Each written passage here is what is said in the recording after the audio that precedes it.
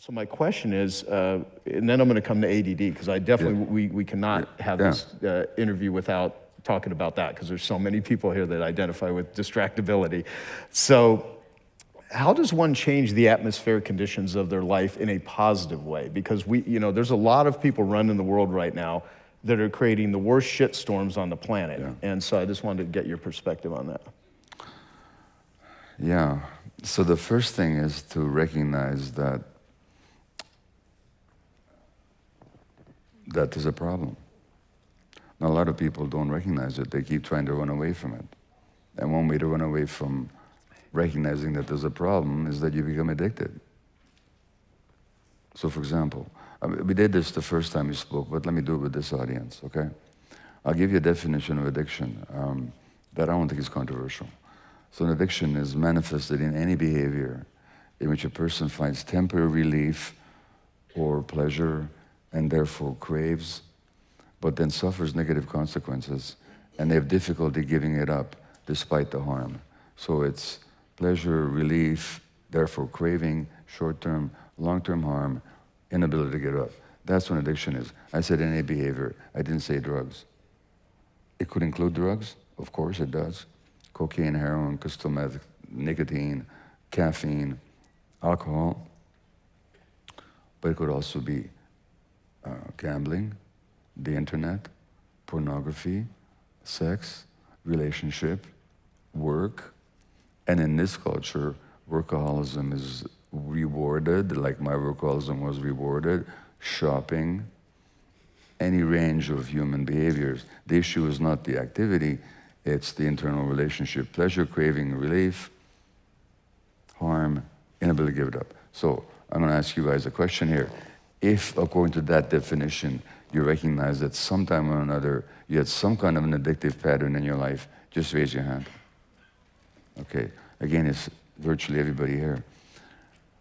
Now, the next question I ask is not what's wrong with the addiction, which we know, but what's right about it. What does it give you in the short term? In the short term, what does it give you that you like? Okay, I wonder if a couple of people just raise their hand and then shout out their answer, okay? What does it give you in the short term? Or what did it give you? I'm not going to ask you what you're addicted to or how long or when. Just what did you, when you were in it, temporarily, what does it give you? Anybody? Serenity. Serenity, okay, thank you. Feels good. So a good feeling, pleasure, yeah. Dopamine hit, of course. Which means excitement, yeah. Stimulant. Escape. Escape, thank you. Escape, escape from what? Escape from distress. Escape from emotional pain.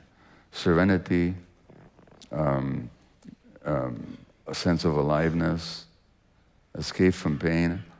Are these good things or are they bad things in themselves? The good things, they're the things we all want. They're the things we all deserve, actually. They're all the things we should have had as children, which means that the addiction wasn't your primary problem. Your addiction was an attempt to solve the problem. Therefore, to talk about addiction either as an inherited disease or some kind of a choice that people make, and by the way, there are millions of people in jail in this country because of this social belief that addiction is some kind of a choice for which people should be punished. No, it ain't. It's an attempt to deal with life problems such as emotional pain. And so if you want to understand addiction, you have to look at the atmosphere again, as Don Wood says, that people grew up under and what they're trying to escape from. So first we have to recognize that there's a problem and not run away from it. Secondly, we have to accept compassionately all parts of ourselves, all aspects of ourselves, whether we like them or not. Because all aspects of ourselves, whether we like them or not, they came along for a reason. And if we ask the question compassionately, you might do something that you're not proud of. Excuse me. If you ask yourself the question compassionately, why did I do that? What need was it serving? What was my organism trying to deal with? You'll find the answer. if you ask the question, so you can ask the question two ways. Why did I do that?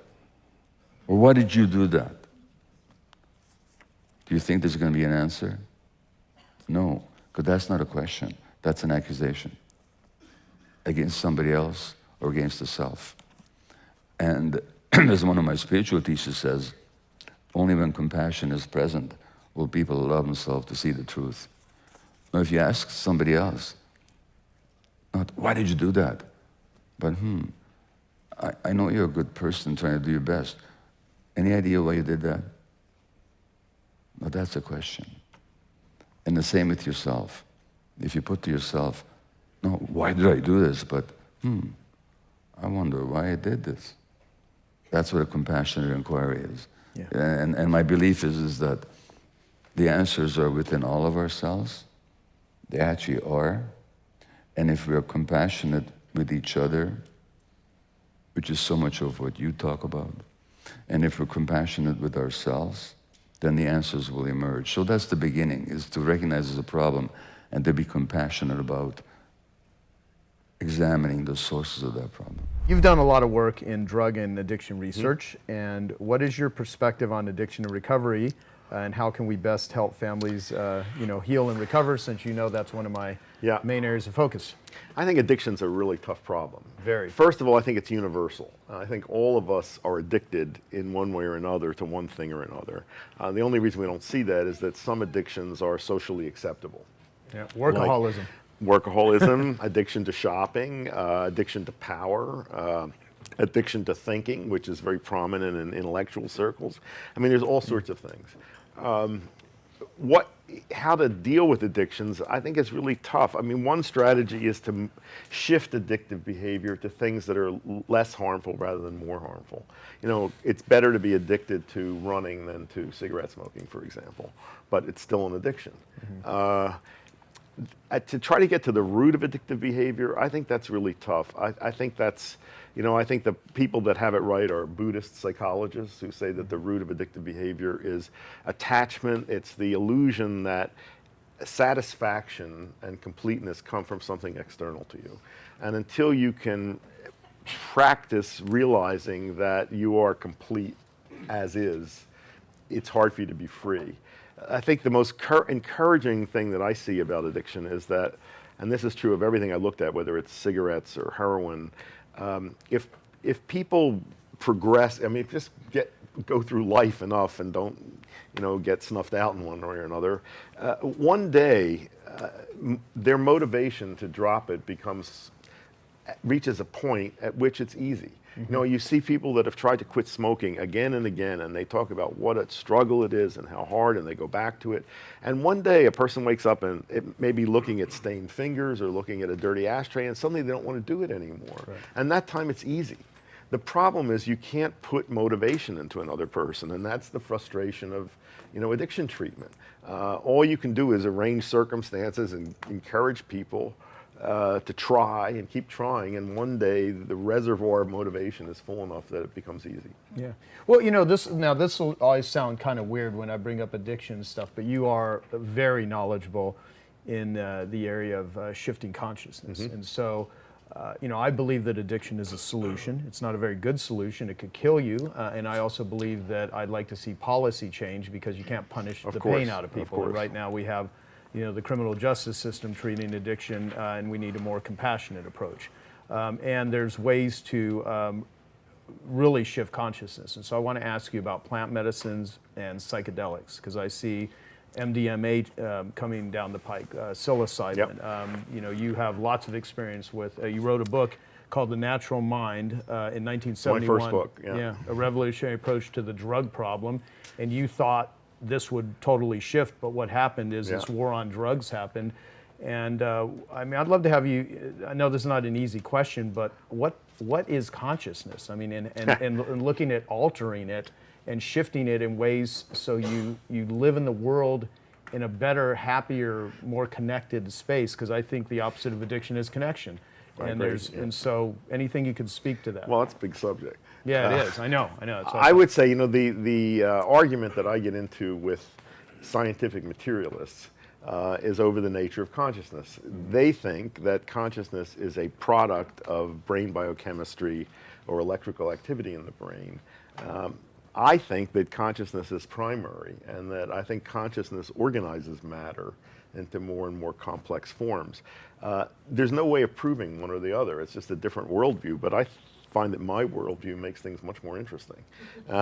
And you know, my experiences also are that by changing consciousness, by changing what's in your head, you can change the external world. And I have seen that again and again. You know, just as a mundane example, I've for a long time lived with dogs, and I've always had Rhodesian Ridgebacks. And I had a male. I lived out I had a property that bordered on Saguaro National Park, southeast of Tucson, and I had one big male who all he wanted to do was crawl in your lap and snuggle. And I came home one day and found he had backed a worker, you know, someone who was working on the landscape, against the wall. The guy was brandishing a rake, and the dog's hackles were up, snarling. There was no way to convince this guy that it was his emotions that were producing this behavior in the dog. And there was no way to convince him that this was not a vicious attack dog that I had there. Yeah. And I see this kind of thing all the time. You know, in interactions with people, interactions with all sorts of things. I've also seen, I'll just tell you a few, I've told these stories before, but some of the potentials that I see in psychedelics. This goes way back in my early exploratory days. I must have been about 28, I suppose. I had a lifelong allergy to cats. If a cat licked me, if a cat came near me, my eyes would itch. If it licked me, I'd get hives. So I never let cats near me.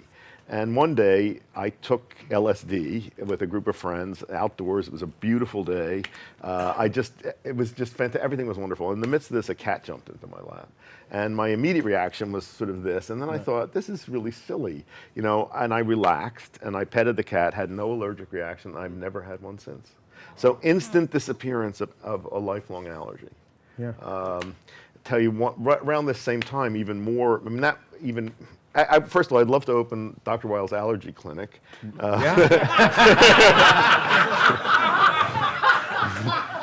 You know, maybe 10 sessions spaced a week apart, and the first one you get a full dose of whatever, and then and a kaleidoscope on your first visit. And then the dose reduces, and at some point you're taking a placebo, and you don't know when that happens. You can allergies are learned responses. You can unlearn them. Wow. So this one's a little trickier to explain. I also grew up being told that I could never get tan. I had fair skin, and my experience was when I was out in the sun, I would burn. We used to go down to the Jersey Shore, and this is in the days before sunscreen. Probably the things we put on us magnified the effect of the sun. But anyway, sheets of skin peeling off, bright red, horrible pain, and then, you know, I'd be as fair as ever. So I just took this that, no, I couldn't get tan. So also around this time, also with LSD, on a beautiful day, I was living in rural Virginia, I was running around with no clothes on, and I was lying in the grass and looking up at the sun, and I thought, this is also really silly. And I just sort of relaxed and, you know, exposed myself to the sun. The next day I got tan, and I have ever since. Now that's a little trickier to explain. I mean, that has something to do. Because the question is, what the hell's going on? Well, what's going on probably, you know, your pigmentation is controlled by cells called melanocytes, which are close to neurons, and they are involved with the immune system. So again, this has to be a mind-mediated effect that changes the way that those cells behave. Yeah. But I think that's just hints at the kind of potential that's there. And same with the back pain stuff, that there are ways that you can change, you know, external reality and physical reality by changing things in your head. Hey, I hope you're enjoying this video, and I want to let you know that I have a new book that's come out, and if you'd like to get it absolutely free, there's a link below in the description, or you can wait till the end of this video, or you can simply go to joesfreebook.com and you can get a copy there. Oh, my belief, because of all the pain I used to have, and having spent a lot of time in the addiction recovery world with my own recovery, is I see addicts have a tremendous amount of back pain, knee pain, neck pain, shoulder pain, migraine headaches, skin problems, digestive issues, and I think the same things that manifest themselves as addictions in destructive ways are the same mechanism that manifest in pain, and I don't hear very many people, if anyone, talking about it and linking the two together. But I think there's a huge thing: sleep problems, all kinds of stuff. Because I've been, And do you have any experience with ibogaine or know people that have? Oh, I'm the first person in the world to have before and after brain scans and serotonin and dopamine tests of doing ibogaine. I scanned my brain before, went and did it, came back and scanned it again, and I have hours of interviews with one of the top psychiatrists who specializes in using psychedelics and plant medicines for addiction treatment and PTSD. So yeah, So this is the have African. done it. This is the African psychedelic, and Yeah. little known here, and has a reputation now for treating addictive behavior. Sometimes very fast. Yeah, very It's fast. not available here. There are clinics in Mexico. That's where I went. That are doing it. Right. But you asked at the beginning of what's happening. It is remarkable to me to see this. New interest in psychedelics in our culture, and a lot of research. And in the old days, it was a lot of research looking for bad effects. And now there's a lot of researchers trying to document positive effects of psychedelics. Oregon has an initiative coming to legalize psilocybin. I think the potential for MDMA to treat PTSD, psilocybin for obsessive compulsive disorder and depression. I think these will eventually have these drugs be available for therapeutic use. Are you friends with Rick Doblin? Yeah, sure. Yeah, I Known mean, him forever. Rick, he is just the guy. You got to really give him credit for the sheer amount of doors slammed in his face and the amount of resistance, but just wanting to go out there and find ways to help reduce human suffering. So it's changing now. I mean, when I see characters on mainstream TV series microdosing, something is changing. Exactly. It is really interesting how many people's businesses and what they end up doing for a career has absolutely nothing to do with what they ever thought they would land into. It's like these strategic byproducts, and a lot of it comes out of total adversity, and for areas of life that not only don't work, that are totally broken, and you're forced to take a path that you would never typically want to go down, and there you are. And then your ability to parlay it into something. So, like, when did you first record a video and put it up and get feedback either from your friends or it just dawned on you? And now, you've got literally millions of people that watch you on probably a daily basis. Right. My first serious video, because I was still, I was kind of a social media or YouTube guy at the time, back in like 2006. And so Ustream back then. And so I would just stream regular stuff while I was playing football. I would go on there, but it was very rehabish, as I would say, like I was very inconsistent with my lifestyles. And the first, I feel like, rehab time video that I was like committed to it, I remember I was still living in my mom's house. I was living in her guest room. And it was called, I'm trying to think of the name. It wasn't called Faith. I think it was called Faith It Out. I don't remember the title, but I think it was called Faith It Out. Is it still up, or did you take it down? No, matter of fact, it's not called Faith It Out. It's called Free Yourself. That's what it was, Free Yourself. And I believe it's still up. If you dive back into the YouTube files, it's still there. Okay. And I was recording on my iMac that I had in there. And back then I was just trying to be so perfect, just trying to make sure everything was right. And so when I look back at those videos, I kind of cringe, but at the same time, like, man, that's where I started at, So that was my first time doing that. And then got to a point where I just started picking up my iPhone and just started speaking from my heart. And I didn't have because I used to think I have to have this production, I have to have this and that. And those things are awesome and incredible. But I realized I just needed to have my truth, my reality, and just my soul to pick up a phone and inspire people. And so the videos that started to go viral were You're Perfect for the Heart That's Meant to Love You and Know Your Circle. And those videos, because at first I was getting maybe, 100 views, and that was a lot for me. And for people out there, if you're impacting 100 people with those views, that is a lot. But to see it now is just incredible, and those videos went viral. Yeah. And those videos went viral after I officially quit football, literally like 2 months. I was still trying to play arena football. I was still trying to hang on. I let go of that, and I kid you not, Joe, 2-3 months later, those videos took off. Why do you think that is? I just think that, just with my faith, I just feel like it was just God speaking to me saying, you know what, you're trying to hold on to this thing out of fear. And I was fear of financial security. That's how I was getting paid. Fear of my identity. Like, who would I be without football, even though I didn't love it no more? And I think a lot of people, we hold on to things that we don't love anymore, or we aren't in love with those things anymore. out of the fear. And so when I let go, it was like, okay, you're taking a step. And now the rope bridge was cut off too. So I couldn't go back. I couldn't go back. The rope bridge was cut off. And literally, people thought I was crazy. I mean, my friends thought I was crazy. My mom and my dad kind of thought, they didn't say it, but I know they were like, are you sure? Because I had a family to provide for.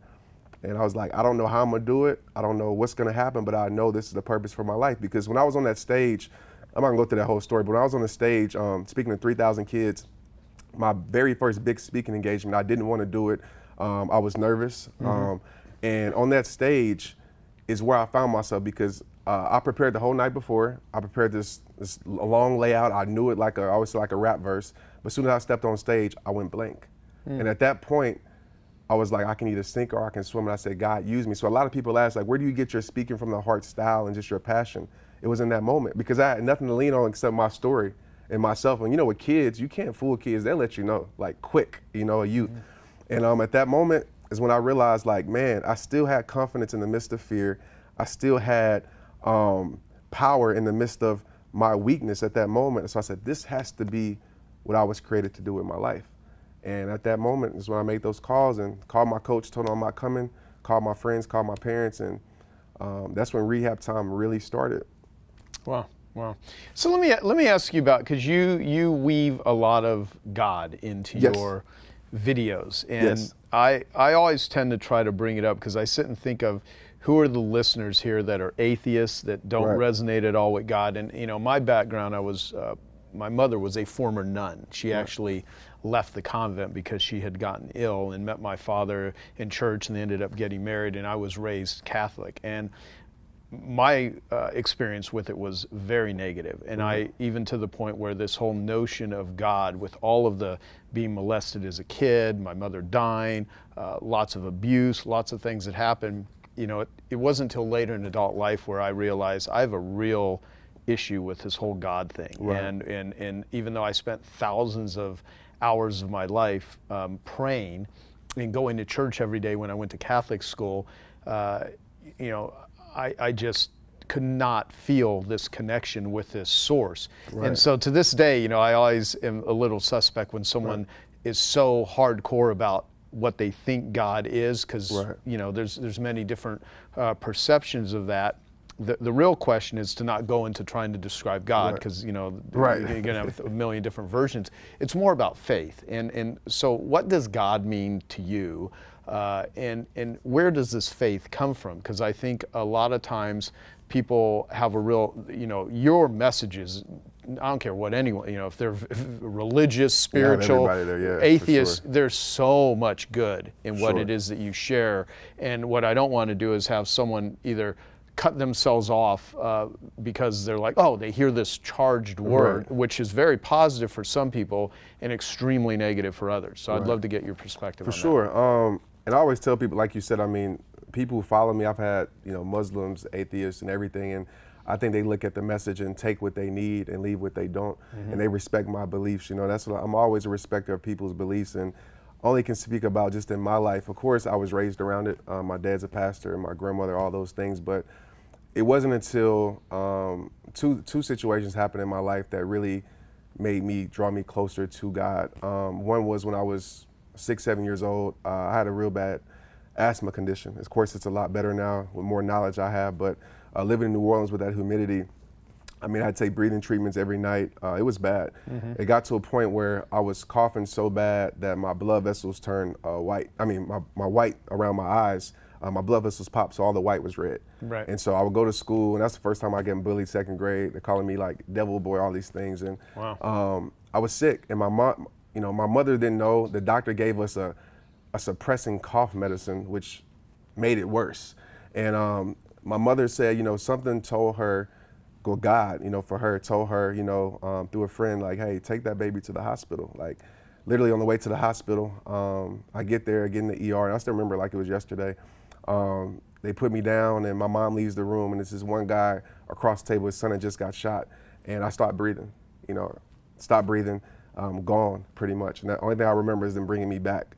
But the guy was watching me when they told my mom, and they brought me back, whatever like that. And at that moment is when I felt like just my connection with God, honestly. Just in that moment, I felt him. It's kind of hard to explain. I couldn't put it into words, but I felt him in that moment. And another moment was, of course, just me hitting my rock bottom, and just me giving me this purpose. Like, you know, it's so hard for me to explain like rehab time and how everything is going on and things like that. But only thing I can say is, I just know it's the call that God has for my life. When I speak, I feel like he's flowing through me and all of these things. I mean, I think I'm an intelligent person, but I don't think I'm as incredible as people may put it on me. I think it's just the incredible God that I serve, you know. So that's what God is for me, like just my experiences through life. And when I look back, my faith isn't built upon like what could happen in the future. My faith is built upon what has happened in my life. And so every time I look back, and people can call it coincidence if they believe that or whatever it may be, but every time I look back in my life, everything added up to this moment. I had to go through the NFL. I learned so many things to put me in this moment. Friendships that it's just so hard to explain, even how we met. You know, everything had to happen to get to this moment. Every time I look back, you know, my faith just gets stronger and stronger from that. And so that's what faith means to me, honestly. Yeah. Well, and I think to be void of faith in any particular area, not that you can't get through, it's a heck of a lot more painful. Right. And what's interesting too is because of so much time that I have spent in recovery and with people, that I see some people that just not only don't believe in God, they hate the notion of it, and they hate people that even have that belief. And so part of it, and there's so many people that are quote unquote religious that, you know, let's take Jesus, even though you can look at God as many, many different sources, where they seem to be the antithesis of what his message appears to be, you know, which is totally non-accepting. And so I think part of it is just accepting others and accepting yourself without having to be like, oh, you know, I'm going to invalidate that person because of that, because it's real easy to point fingers at any part of a person or what they do that you don't like. And if you want the world to change, good luck with trying to change the world. You got to change the way you look at the world, the way you experience the world. And so I even think too, I mean, just to love. I mean, I think love is, of course, a universal language. And that's something that I try to give people. And it's funny you said that because, and it's true, you know, even when it comes to Christians, and I say this all the time, is that, you know, we could be some of the most judgmental people ever. Like even with myself, like you go to my page, it's like, Trent, you know, I have one lady tell me I don't dress Christian enough. You know, I'm like, what is that? You know, so I wear sandals, you know? So I see so much judgmental stuff, and I think it keeps people away. But I always say this to you know, believers that I talk to. I say, you know, don't let the imperfections of man keep you from the perfection of God. Yeah. And, you know, and I think you have to understand that. And then we blame, even me, I blame God for my situation so much. I blame God for this, I blame God for that. But I was never taking the responsibility. I mean, we live in an evil world with people who do certain things, you know, and we have to take the responsibility also. So I remember when we were doing yoga at my house a few months ago, and someone out of the blue just starts saying, yoga is like we're doing a yoga class, you know, with my friend. I get that too. Yeah. I'm just like, honestly, that's my best connection with God. Everything is what you make it, I feel like, personally, you know, whatever opinion, everybody has an opinion. You know, people tell you that some water is bad for you. I'm just like, what? So, you know, everything is bad, you know, so you just have to take your experiences for yourself. And I think as long as you operate in love, man, I think it works out. Awesome. What's the mission currently behind Rehab Time? Just to renew every heart and body. You know, I want to give people worth. That's my thing. I mean, Know Your Worth tour, but I want people to understand that they have worth. I mean, that's my message. Regardless of what's going on outside of you, I want you to know that you're an incredible person. Don't let what's going on outside of you define what's inside of you. So that's my mission, man, just to get people to understand their worth. Yeah, great. What are some of the most valuable life lessons that you've learned? Oh, man. I think one is facing your reality. I can share this, the 3 R's, you know, facing your reality is one. And I always say, you know, you'll never win your war by running from your battles. I talked about it at the tour. And I think so many times we run away because of fear, whatever it may be. But when you step and face whatever it is, that battle or that fear, you overcome it, you realize you gain a strength that you never knew you had, you know? So I think a lot of times we need to face our reality, whatever that is. You don't have to become your reality in that sense, but you have to face it, you know, and you can grow from that. I think another lesson was release. You know, whether it's friendships, and I don't always promote that, but release the toxic things from your life. You know, people say don't burn bridges. I definitely agree, but I feel like there's certain bridges you need to burn, Right. you know, that you can't afford to go back to. So releasing things from your life, it taught me that I had to change my environment. As I always say, you know, you don't blame a flower when it doesn't blossom or bloom. What do? You fix the environment. So sometimes it's not always you. You know, sometimes it is what's around you. Right. And so I had to change that. And last is just repairing your life, whatever that means to you, whether it's, you know, seminars, whether it's mentorship, whether it's digging up the bad seeds that's been in your life since you were born, that was given to you, and digging up those things and replacing those things with seeds of faith and seeds of power. So I go through that pretty much every single day. I think that's what my struggle has taught me, and that's what I try to teach other people. Joe was saying I have specialized my career in ADD. Essentially, that means I have been specializing in bringing psychological insight and assistance to entrepreneurs. I think we should rename ADD the entrepreneurial trait. And Dan Sullivan and I got together around this and have been making friends around this notion. Dan has been working with entrepreneurs for 30 years. I've been working with ADD for 30 years, and we discovered we're working with the same people. You know, and I thoroughly abhor the term attention deficit disorder, so I'd just soon throw that in the dustbin and rename it the entrepreneurial trait. And because I'll bet you 90% of you have it, and it's really because of it that you're achieving in the remarkable and interesting ways that you are. But it also may be holding you back in certain ways. And what I thought I'd do is bring you into what I've learned about the mind of the entrepreneur, point out the way things ought to go, and then point out some of the most common ways that entrepreneurs sabotage themselves. And I want to begin with a story from ancient Baghdad. One day, a master sends his servant into the marketplace to get some provisions. And while the servant is there, he sees death across the marketplace. And he's captivated by death. And then death turns his way and makes a menacing gesture, which completely freaks the servant out. And he goes running home as fast as he can run home, and he falls to his knees in front of his master and says, Master, please, you've got to let me take your horse. I've got to get out of this area. Let me take your horse, and I'm gonna gallop as fast as I possibly can to Samara, which is 75 miles away. I'm terrified that death will find me otherwise. And the master says, well, by all means, you feel free to take my horse. You've been a good and loyal servant. Of course, take my horse and come back when death has moved on. So the servant gallops off to Samara. But the master is curious, and so he goes to the marketplace to see what he can see. And he looks around, and sure enough, he sees death. Well, he's brave, and he walks up to death. Says, I understand you saw my servant. And death says, yes.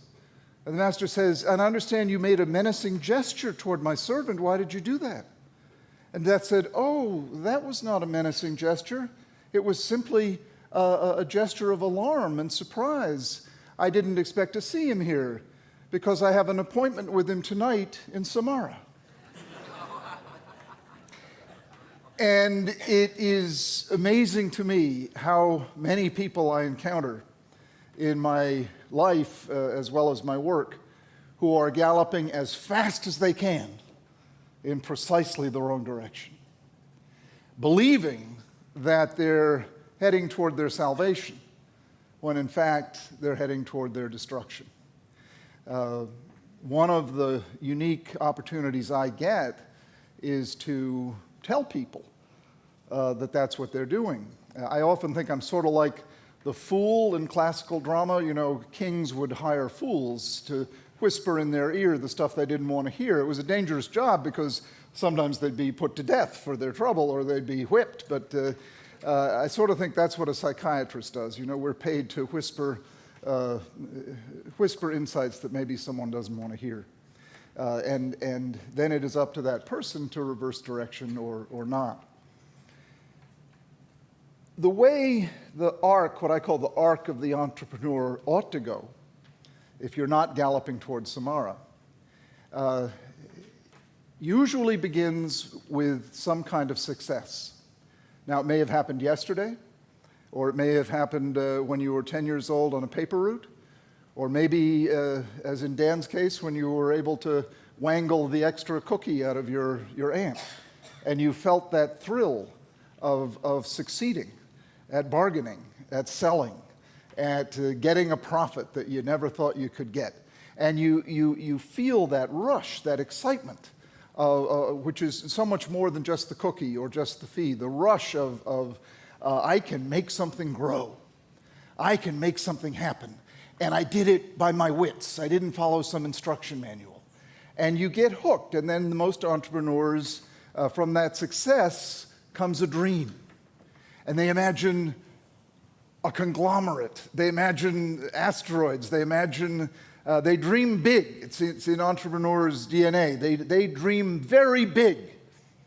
And then the next step, which is what separates them from the cynics and the realists, they take it seriously.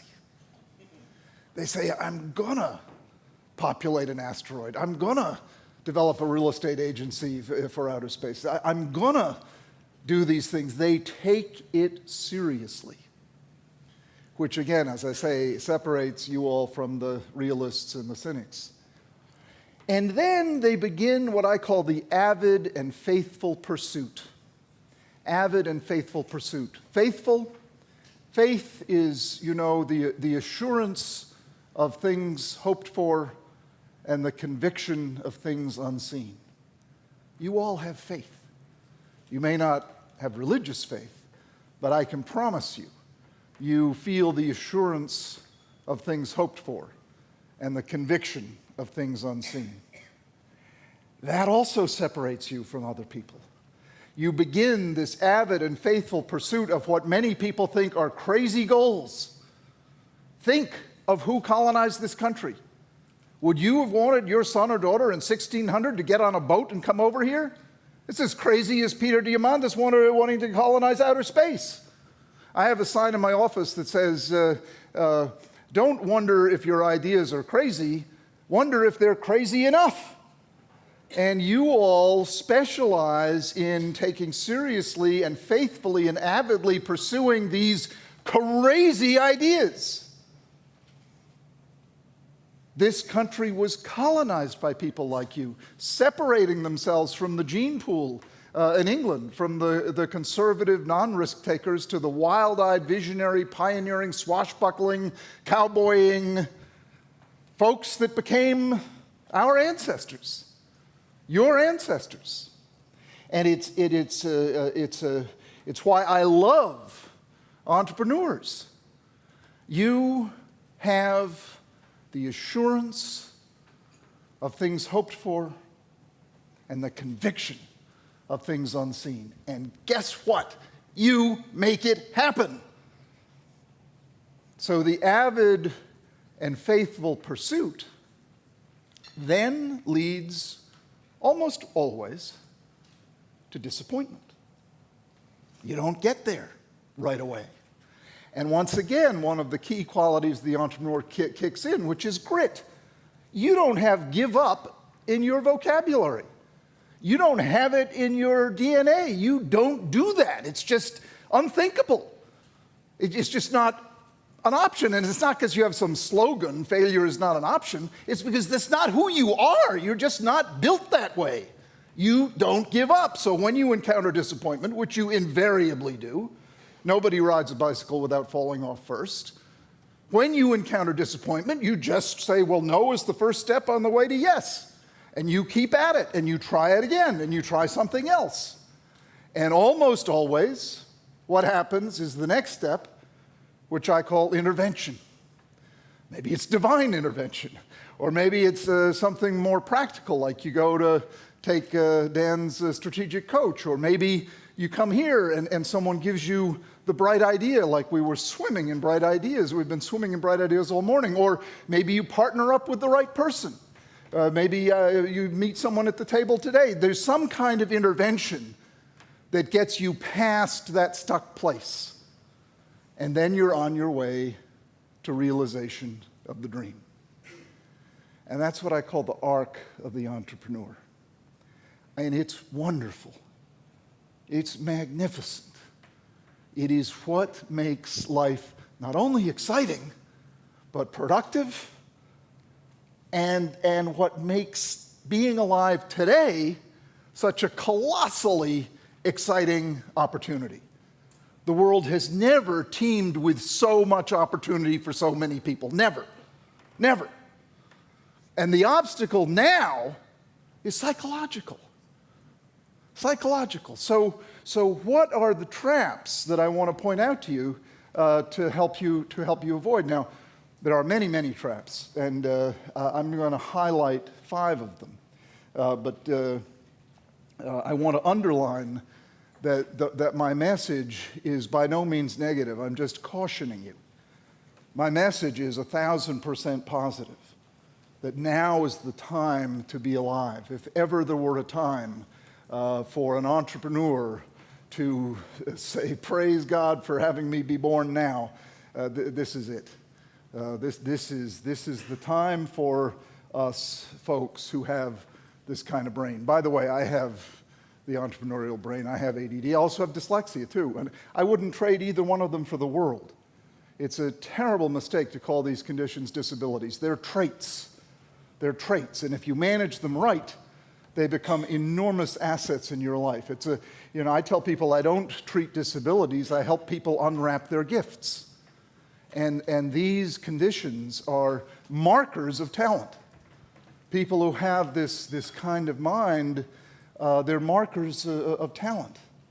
My model is you have a Ferrari engine for a brain with bicycle brakes.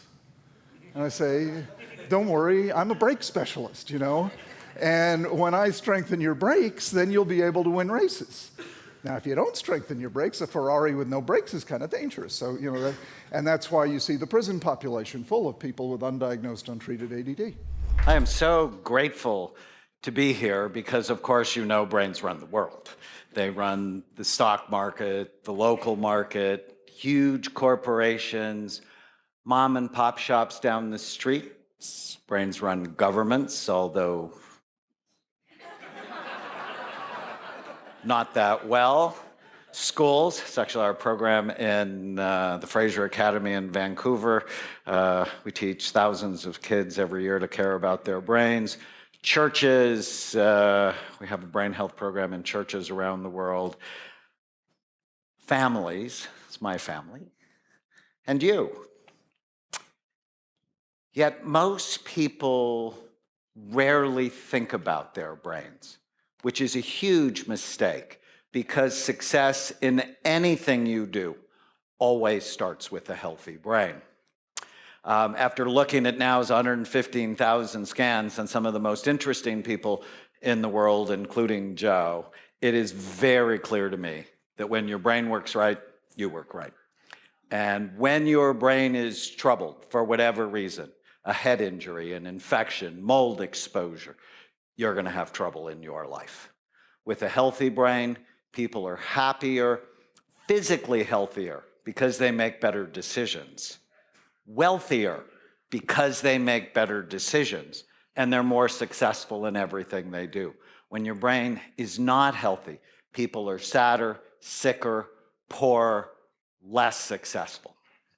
So your competitive advantage or your disadvantage is the actual physical functioning of your brain. But let's be clear, you're in a war for the health of your brain. Everywhere you go, someone is trying to shove bad food down your throat that will kill you early. The real weapons of mass destruction or processed, pesticide-sprayed, highly glycemic, low-fiber food-like substances. The clown and the king have killed more people than ISIS has ever dreamed. And these food companies use neuroscientists. They use tricks to hook your pleasure centers because you know this woman would never look this way if she ate that. Tech companies create addictive gadgets that hook our attention and distract us from our loved ones. New study from Microsoft. The attention span in humans is now 8 seconds. A goldfish is 9. This is evolution going the wrong way. Study from the Harvard Business Review said that only 10% of us are high in both focus and energy, the two things that drive success. 90% of people are without one or the other, which is why in your bag I put our focus and energy supplement. This is the one I hate now that I'm 61, because it's very clear to me after doing a study with 8,000 people, your brain gets less and less active as you age. Typical 55-year-old brain with lots of wrinkles, worse at 82. But here's a friend of mine who actually lives in Phoenix. At 82, she has a stunningly beautiful brain. Brain aging is much more about your habits than your age. So here's the program. This is the $250,000 idea, and for you in this room, it's way more than that if you pay attention to me. You're not stuck with the brain you have. You can make it better. I can prove it. Here's the plan we use at Amen Clinics. First, you gotta look at your brain. So baseline brain health assessments. We do a study called SPECT that looks at blood flow and activity. Here's a healthy scan compared to someone with accelerated aging, someone who has Alzheimer's disease, which we can tell decades before you have any symptoms. Someone with a brain injury, someone whose brain's working too hard, such as people who have obsessive compulsive disorder, and people who have underactive brains. This one drank way too much. I think of imaging like a map. You know, a picture's worth 1,000 words, but a map is worth 1,000 pictures. A map tells you where you are and gives you direction on how to get to where you want to go. Without a map, you don't know, and you're lost, and it can cost you your life. The second thing we do is we don't want you to have normal anything. Normal is sick. 51% of the US population at some point in their life will have a mental illness. And if you're fortunate enough to live until you're 85, 50% of you will be diagnosed with Alzheimer's disease. That's normal, and I don't want any part of it. And Genius Network people don't either. So I want to know your important numbers, and you got a copy of my new book, Change Your Brain, Change Your Life. This program is in there in chapter 19 in detail. The third part is your brain. You know, people go, oh, take my supplement because it'll give you a great brain. And it has one thing in it. And that just doesn't work. Why? Because the brain does not get sick in one way. It gets sick in many different ways. And that's exactly how we get it better. So we take a multiple mechanism approach, from omega-3 fatty acids for inflammation, ginkgo for blood flow, and so on. And the last thing, and I'm really proud of this, in 2005, I wrote a book and I got all sorts of grief for it. It was called Preventing Alzheimer's. You can't do that. But since then, there have been programs at UCLA and Johns Hopkins called Preventing Alzheimer's. I love that. Here's the short course. You want to prevent Alzheimer's disease in yourself or your family? You have to prevent or treat all of the risk factors that are associated with it. And if you go after obesity, diabetes, heart disease, hormone levels that are not optimized, and all the rest of these, this is how you prevent it. So let me show you how this works. Joe's one of my favorite people. I love Joe. Having a problem, I called Joe. Having a great day, I'll call Joe. And Joe called me. He's like, my brain's not right. And this was about 5 years ago. And he got hurt. He had a head injury. Most people don't know that head injuries are a major cause of addictions and psychiatric problems, and nobody knows because psychiatrists are the only medical specialists that never look at the organ they treat. How crazy is that? He came, his brain was troubled, and what I love about Joe is he just did everything I said. Imagine if you just did everything he said, where your business would be. And in 7 months, his brain is better. 5 years later, it's freaking normal. It's healthier than his age. Some of you who've come to my clinic, I'll tell you, your brain looks older than you are, and his looks younger than he is. I love that for him. We also did the world's largest study on active and retired NFL players at a time when the NFL was lying that they had a problem. And we demonstrated high levels of damage in 96% of the players that we studied. It's horrible. And oh, by the way, if you played football at any level, 80% of you have brain damage. But my job, my love is never to tell you you have a bad brain. I'm like the eternal optimist. Well, can we make these bad brains better? And in fact, on this program, 80% of our NFL players showed improvement in memory, attention, mood, and sleep. You are not stuck with the brain you have. You can make it better. Here's one of our players, Freddie Dreyer, who said, I replaced a part of my mind that had been lost. My energy and focus are much better. Duval Love played 20 years as an offensive guard. His brain just looked awful. A year later, it's much better. Oh, by the way, he lost 110 pounds. I was pretty excited for him. Now he has a master's degree. He thinks he's really smart. It's really awesome.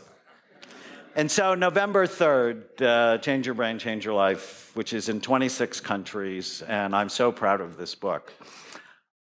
But it's old, and so I had to revise it, and I expanded it, and I put all of my best work into this book. So I'm very excited. I called Joe up. I said, Joe, how do we get this to the world? He said, well, I have a forum, the Genius Crowdsource Blueprint, and I'm a good student.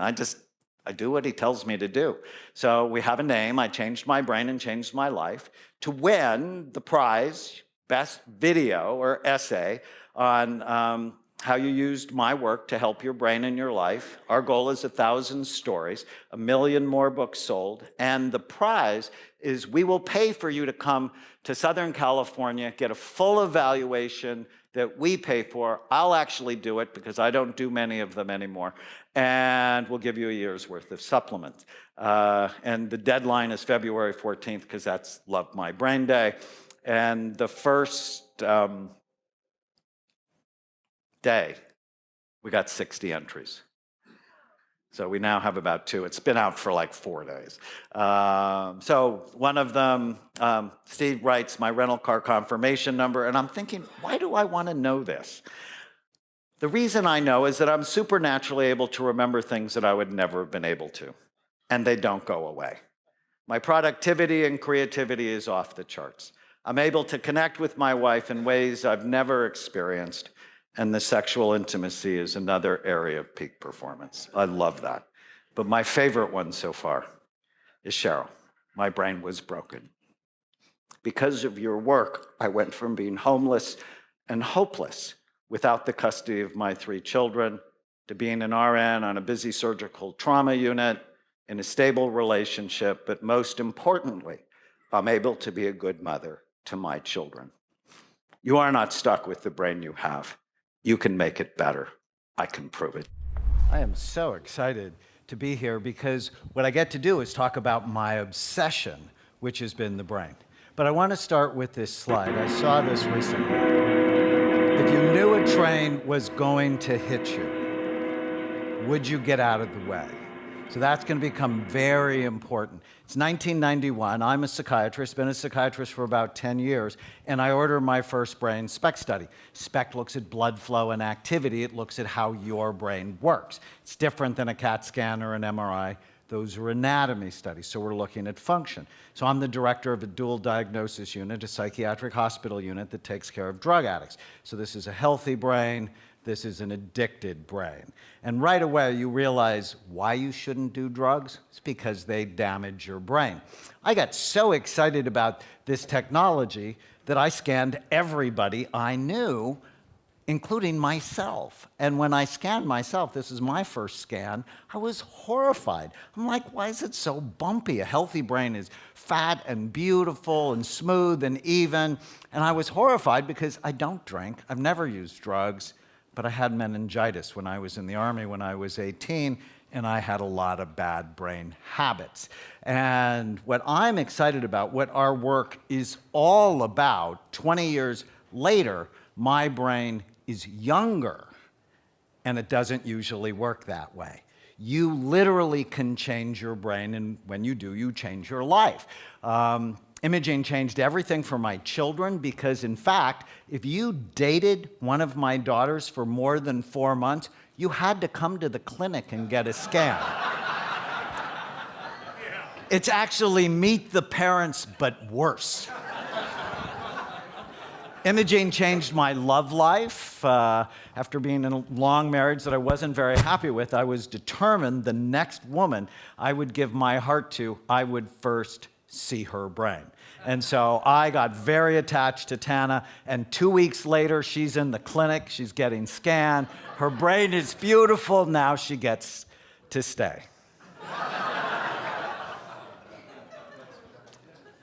Imaging literally changed absolutely everything I do with my own patients. So the current psychiatric model is you tell the doctor your symptoms, he gives you a diagnosis that actually is just a regurgitation of your symptoms, and then he gives you a medicine to attack the symptoms. So if you're depressed, you get a depression diagnosis and you get an antidepressant. If you're anxious, you'll get an anxiety disorder diagnosis and medicine for that. My favorite to explain this is if you explode intermittently, if you have temper problems, they'll actually give you a diagnosis called intermittent explosive disorder. So think about that, IED. And then they don't know what to do. And did you know outcomes in psychiatry happen to be no better than they were in the 1950s? So it's psychiatry's dirty little secret. So when I started looking at people's brains, I'm like, oh my goodness.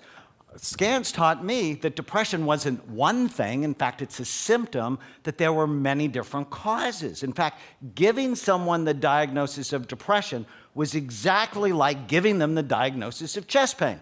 And doctors don't give people the diagnosis of chest pain because it doesn't tell you what causes it or what to do for it. And so I've written a number of books.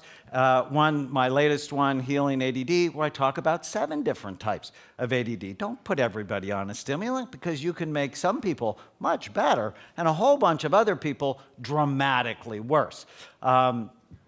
Imaging helped me see the underlying biology behind the symptoms. So was your brain overactive? Was it underactive? Was it toxic, either from substance abuse or alcoholism or an environmental toxin like mold? Or did you have a traumatic brain injury? Traumatic brain injuries are one of the major causes of psychiatric illness. But of course, nobody knows that because nobody's looking at the brains of their patients on a regular basis. Imaging, and this was the beautiful part, this is the heart part of imaging, it decreased stigma. Hey, I hope you're enjoying this video, and I want to let you know that I have a new book that's come out, and if you'd like to get it absolutely free, there's a link below in the description, or you can wait till the end of this video, or you can simply go to joesfreebook.com and you can get a copy there. I loved that because people saw their problems as medical and not moral. It decreased shame, decreased guilt, and the other part I truly loved is the families then got on board because it increased forgiveness and compassion. We have nothing else in psychiatry that's that powerful or that immediate. Imaging actually completely changes the discussion around mental health. Nobody wants to see a psychiatrist. I mean, how weird is that? I decided I want to be a psychiatrist and now nobody wants to talk to me. You're not going to shrink me. No one wants to be labeled as abnormal or defective, but all of us want better brains. So what if mental health was really all about brain health? Imaging changed everything about my health. Oh my goodness, there are 200 studies now that say as your weight goes up, the actual physical size and function of your brain goes down. Oh my God, that should scare the fat off anyone.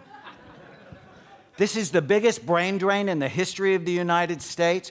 2/3 of us are overweight. Can you imagine the neurons and the IQ points we're losing? In fact, a couple of years ago, I coined this term called the dinosaur syndrome. Big body, little tiny brain, you're going to become extinct. Now, I know that's rude, but it's true.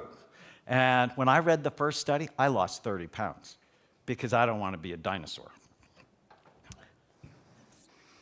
Imaging can change the Alzheimer's epidemic. Did you know Alzheimer's disease is expected to triple in the next 25 years? There's no cure for it on the horizon. If you're fortunate enough to live until you're 85, you have a 50% risk of being diagnosed with Alzheimer's disease. And the little scary nugget we've learned in the last 10 years, Alzheimer's disease starts in your brain 30 to 50 years before you have any symptoms. So, if you knew a train was going to hit you, would you get out of the way? This 59-year-old woman was diagnosed with Alzheimer's disease. It's a scan on the right. You can see the whole back half of her brain is deteriorating. Likely she had brain changes in her 20s. I think all of us should be scanned by 50 because treatment works when? Early or late? Early. And how would you ever know if you were vulnerable unless you looked? Imaging changed everything for the NFL. And my problem with the NFL is if you don't admit you have a problem, you can't do anything to solve it. And imaging really broke the NFL's denial. We did the first and largest study on active and retired NFL players, and it just changed everything. So our first study on 100 players, the blue equals damage across their whole brain. And, you know, I think most 9-year-olds would figure out it's a brain-damaging sport. That's not hard. What was really exciting about our work with the NFL was we showed that 80% of our players could rehabilitate their brains on a smart program. Now, how exciting is that? You're not stuck with the brain you have. You can make it better. Now, I hate this graph because I just turned 60 a couple of weeks ago, but it's really clear based on a study we did with 8,000 people, your brain gets less and less active as you age. So sort of like as your skin falls off your face as you age, the same process is happening in the brain, but it doesn't have to. That's really the exciting. So a typical 82-year-old scan on the left, my friend Doris Rapp's scan on the right, fat, full, beautiful for 82. You know, if something happens to Tana, I'm asking her out. So the most exciting thing I'm going to tell you is you can literally change your brain and change your life. But how would you know unless you looked? So my favorite story to illustrate this is my oldest daughter, Brianne. Always easy, always sweet. But the sad truth is, I never thought she was very smart. Had to get her tutors, had to work hard, had her tested, and in 10th grade, she fell apart. She got depressed. She came to me one night in tears, and she said, "Dad, I just don't think I can be as smart as my friends." And it broke my heart. Next day, scanned her at the clinic, and I'm like, oh my God, I cried when I saw this, because what it indicates, she had really low energy, low blood flow in her brain. I knew how to fix it. I mean, that's really what made me so sad, because I had been fixing people's brains for years. The next day, on just a little tiny bit of targeted medication for her, was much better. 3 months later, this is a girl who never got 1 A in her life. The next 3 months later, straight A's. The next 10 years, straight A's. So the ultimate question is, which brain do you want? Which brain do you have of these? And how would you ever know unless you looked? Thank you. Hey. Awesome. Okay, it is wonderful to be here at Genius Network and see all of your shining faces. So everyone in the room here is an optimizer. So let's take a moment and imagine your perfect way of being in the world. Maybe for you, your perfect way of being is calm and in control. You're planning, you're organizing, you're in control of your day in your mind. Or maybe your perfect way of being is compassionate. You're caring, you're empathetic, you're listening. When you have a conversation with somebody, you want them to feel like the only person in the room. Or maybe your perfect way of being is maximally productive. You are laser focused on what needs to get done. You do what's important and you do it in less time every day. So all these ways of being are amazing, but we're not all these ways every day. What if there was a technique that could help you get there each and every day? And there is. It's called meditation. So most people think that meditation is just kind of letting your mind go blank. It's not. Meditation is a practice or a training that leads to healthy and positive mind states. Sounds pretty good, right? Practice that leads to a healthy mind. There are lots of different forms of meditation. The most basic one is a focused attention on the breath. In focused attention on the breath, you focus your attention on your breath, your mind wanders, which all our minds do, you notice it and you bring it back to your breath. So you focus on your breath, your mind wanders again, you notice it wanders, and you return it to a neutral object. This very simple thing has profound impact. So the first thing you notice when you start to do this exercise is that you can take your mind off of your thoughts, which are often negative, repetitive, and stressful, and put them on a neutral object. This is huge. You can actually have control over your mind. Most people just sort of feel like every day your mind has stuff going through it, and it's kind of thinking you. But with meditation, you learn that you can have control over the contents of your mind. You can get off the thought train. And once that happens, something really amazing happens. If you recognize that you have control over your mind and the contents of it, you can also make decisions about what's in it, and you don't need to be defined by it. You realize that you are not your thoughts. And so all those stories that you may have about yourself and what you're capable of and what your limitations are on the world around you, those can go out the window. You can make the choice about what's inside your head.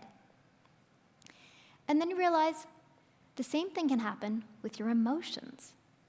If you feel an emotion, it would in the past trigger an uncomfortable thought, which triggers more uncomfortable feelings. With a meditation practice, you realize that you can get off the emotional roller coaster. That rather than having a feeling and having it rule you, you can simply experience it as a sensation, let it rise and let it fall, and not give it the attention to control your life. So, as an example, you are an employee, and maybe you just made a big mistake at work. Your boss starts walking up to you, and you feel your heart rate starting to raise, and your breath is getting kind of shallow, and you don't realize it, and you're realizing you have all sorts of sensations of fear and shame and guilt, and this really sucks these feelings, and so maybe you'll just blame your colleague so you don't have to feel this stuff. Well, if you have a longer-term meditation practice, you can begin to start to work with those feelings, and as they start to arise, not be ruled by them, not be triggered by them, and then make a more appropriate choice in that scenario. Another place where meditation has fantastic impact is in your productivity. So you may not realize it, but every time your mind wanders off task, you're actually micro-procrastinating. Each and every one of those little mind wanders is actually something that's sucking up time from your precious day. So one of the things that I noticed when I started a meditation practice is I got incredibly efficient. Early on, I had a long format essay to do. And I was the boss of a company. We sat in an open office. Everything was distracting me because everybody's problem was my problem too. So I was writing this long format essay, which normally took me a few hours, and everything was distracting me.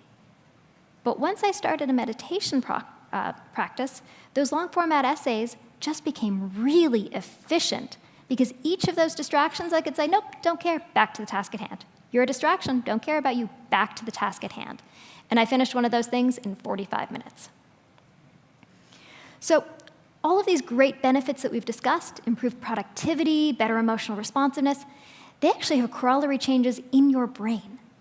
Meditation makes real change in your brain. So let's dive into our brains to find out how. So let's start at the top. One of the first ways that meditation can change your brain is it affects your prefrontal cortex.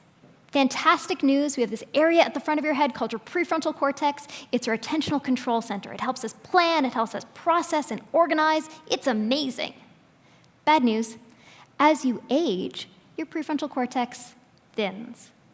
Good news, If you're able to maintain a long-term meditation practice, you may maintain the thickness of your prefrontal cortex as you age. In one study, a 50-year-old long-term meditator had the prefrontal cortex thickness of a 23-year-old.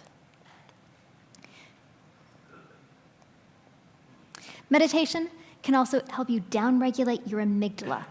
So if you remember in that example with the employee, when his physiology was flying all over the place, well, that was his amygdala in hyperdrive.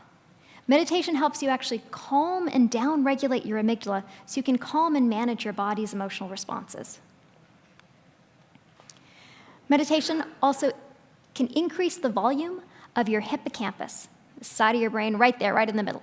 Your hippocampus is the area responsible for learning and memory. And who couldn't use more learning and memory in their life? Meditation also impacts your temporal parietal junction. Why does that matter? Well, your TPJ is an area responsible for compassion, empathy, and perspective taking. And a meditation practice actually impacts that area of your brain. Meditation can also, and this is the coolest one to me, 8 weeks of meditation can increase the density of your gray matter. Why is that meaningful? Well, Einstein had more gray matter than the average individual. Just saying. So if all of these things are so amazing, why don't more people meditate? We saw that only a portion of you do it, and the ones that do it, fantastic, but the ones that don't, why not? Or why do you start meditating and then you stop? Well, it turns out that meditation is actually hard to do. There's no one sitting inside the black box of your mind to tell you what you should be doing in there or to guide you and coach you. And we wanted to change that. So we set about a few years ago to create a tool called Muse that would actually give you real-time feedback on your mind during meditation so you could know what was going on in there, when you were focused and when your mind was wandering. As you heard, it's been used by over millions of sessions, hundreds of companies and institutions. And then we stood back and we said, we want to really ramp this up. We want to build something new. And today, for the very first time on stage, I'm going to present to you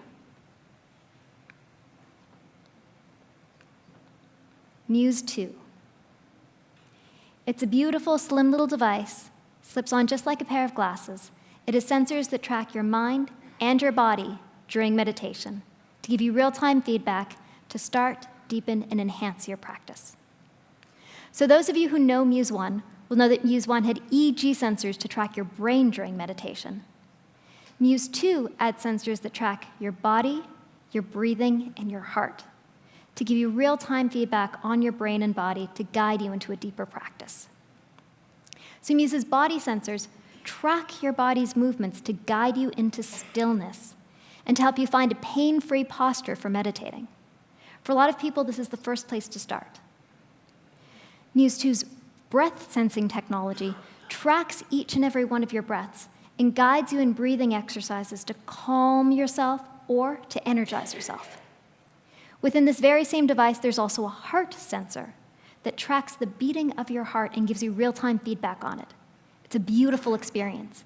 It's not simply a number on your wrist. You actually hear the sound of your heart translated every beat into the beat of a drum so that you can tap into your heart's rhythm and learn what helps you calm it. Our classic brain feedback, still in this device, actually lets you know what your brain is doing during meditation. Gives you real-time feedback so you hear when your mind is wandering and when you're focused.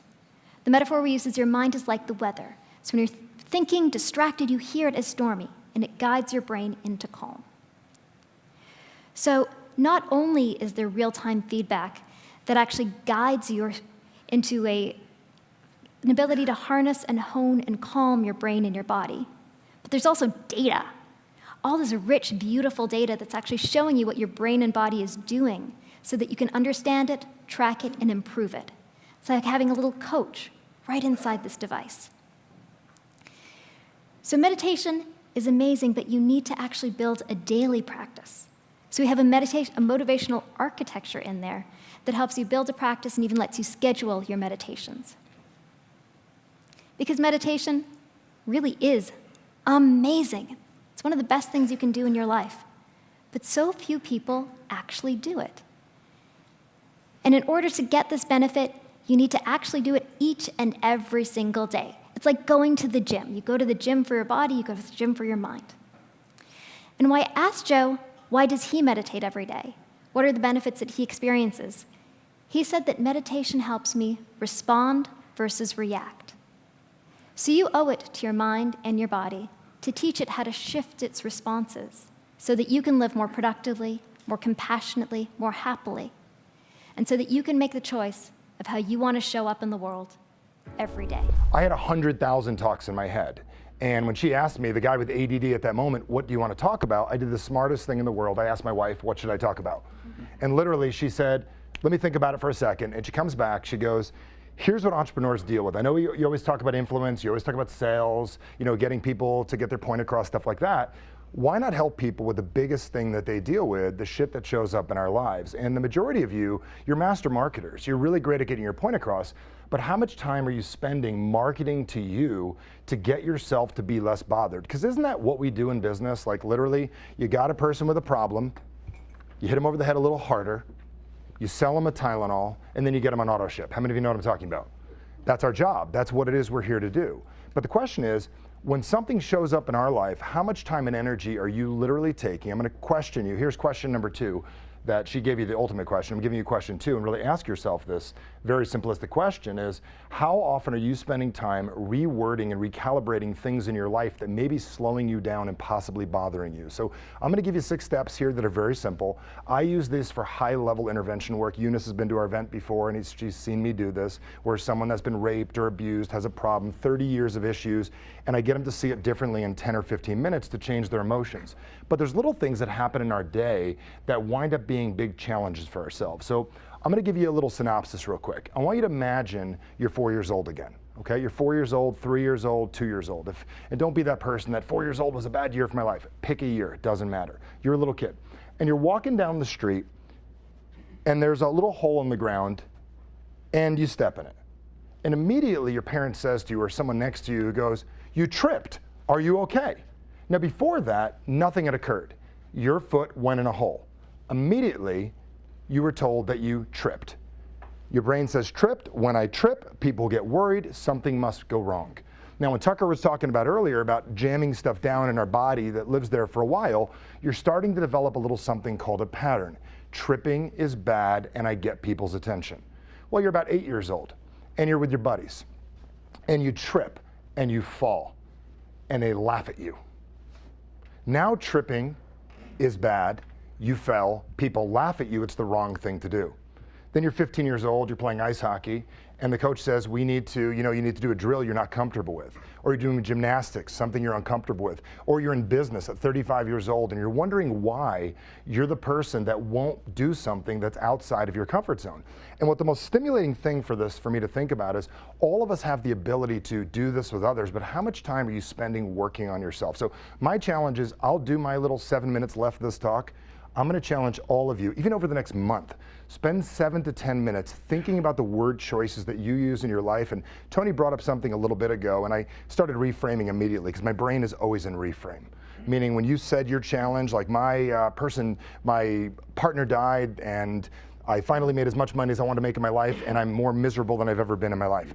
I heard that and immediately started to reframe. So I'm going to use slides, and I'll see how this works. Here's a big sign we have in our office, and it very simply says, your future hinges on your ability to effectively communicate. Hey, I hope you're enjoying this video, and I want to let you know that I have a new book that's come out, and if you'd like to get it absolutely free, there's a link below in the description, or you can wait till the end of this video, or you can simply go to joesfreebook.com and you can get a copy there.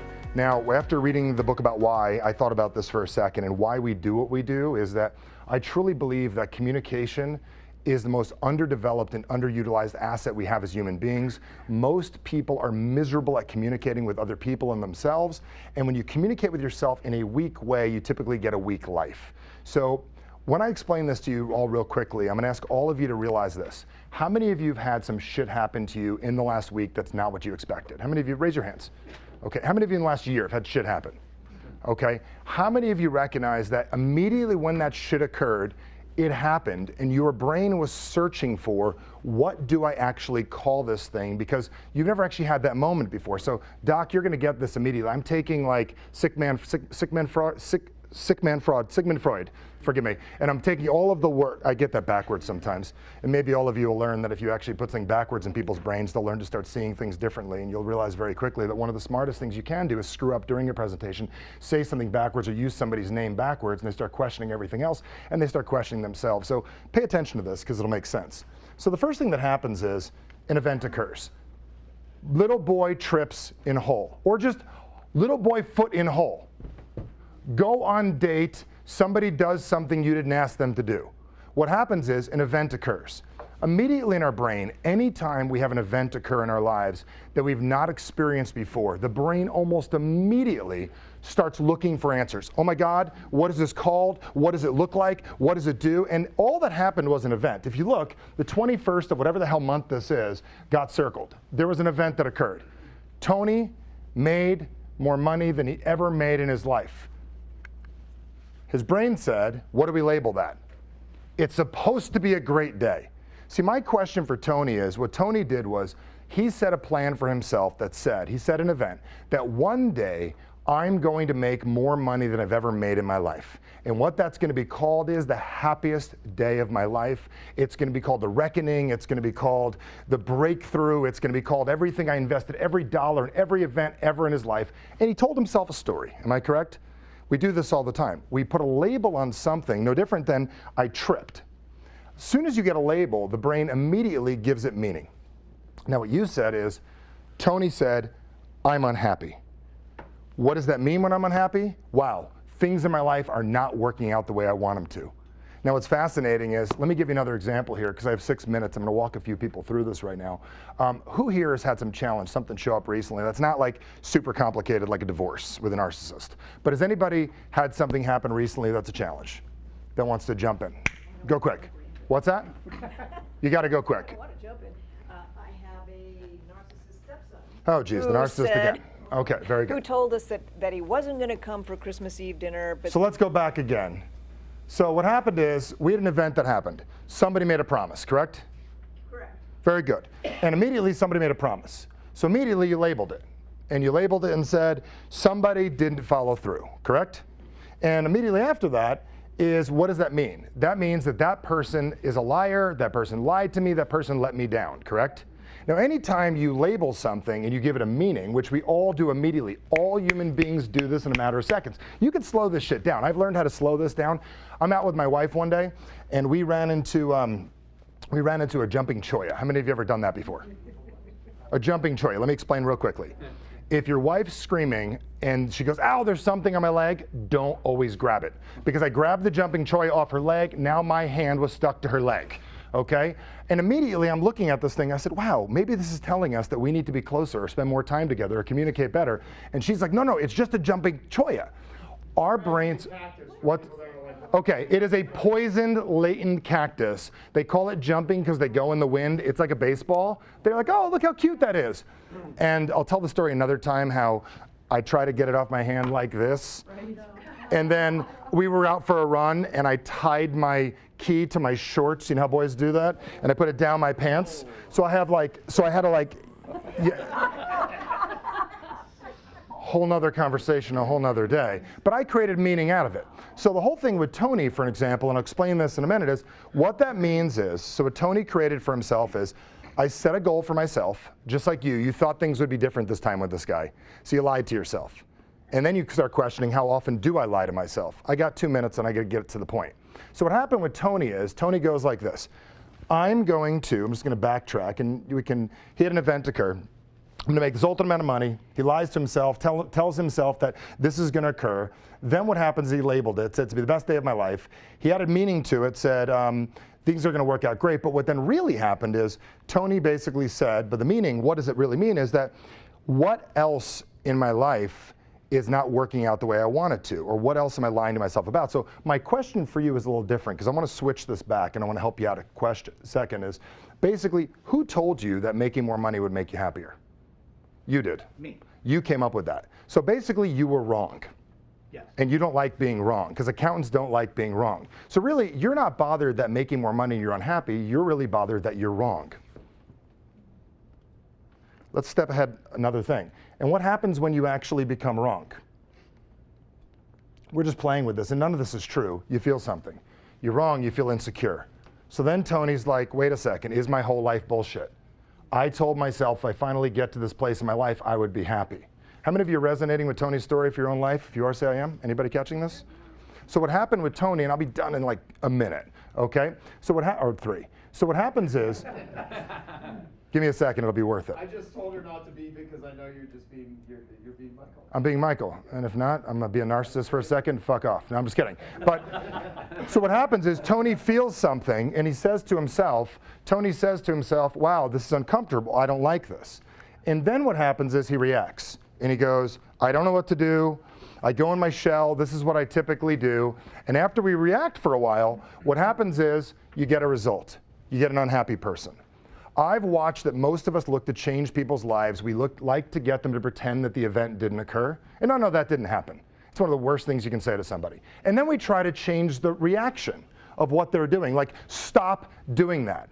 I'm gonna tell you all of the all therapy. I have a library you couldn't even imagine on everything from psychotherapy to hypnosis, and you would name it. Everything that works out good, from Virginia Satir, one of my heroes, and all this great work basically comes down to a very simple thing is, you can't change the event, and you really can't change the reaction of what's happening, but if you could change the label, the meaning, and the emotion behind what happens, you have the ability to change almost anything in your life. See, when we were going over this list of what pisses you off, I use gradient language all the time. It's a term that I use. I don't really have things that piss me off. I have things that bother me. I have things that annoy me. I have things that frustrate the shit out of me, and I avoid the majority of those things. But why I'm bringing this up to all of you to really think about right now is most of you are looking to change your results this year and demand from yourself that you do things differently, or you're looking to pretend those things didn't occur. If you could change the label slightly on what occurred, even the label on being here, ingenious, even shifting the label that I'm here to understand myself better, instead of like I have to get it, how many of you recognize you are torturing yourself in Genius Network with the attitude of I came here because I spent 25,000 bucks and I have to get it?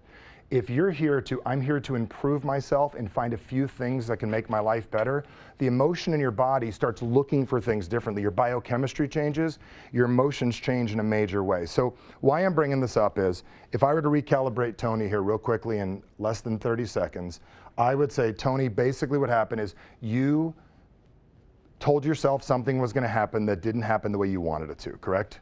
And because of that, it made you a little bit upset.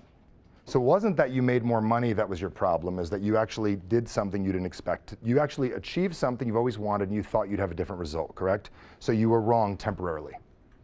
And being wrong temporarily is not wrong permanently. So all I'm gonna challenge you to think about is, from that context, by changing that one word, it changes everything after associated with it. So I'm gonna ask all of you to play with your brains for the next couple days, to think about this in any major way. I deal with this all the time. I had a woman that was held hostage for 5 days, and literally she was on a bus.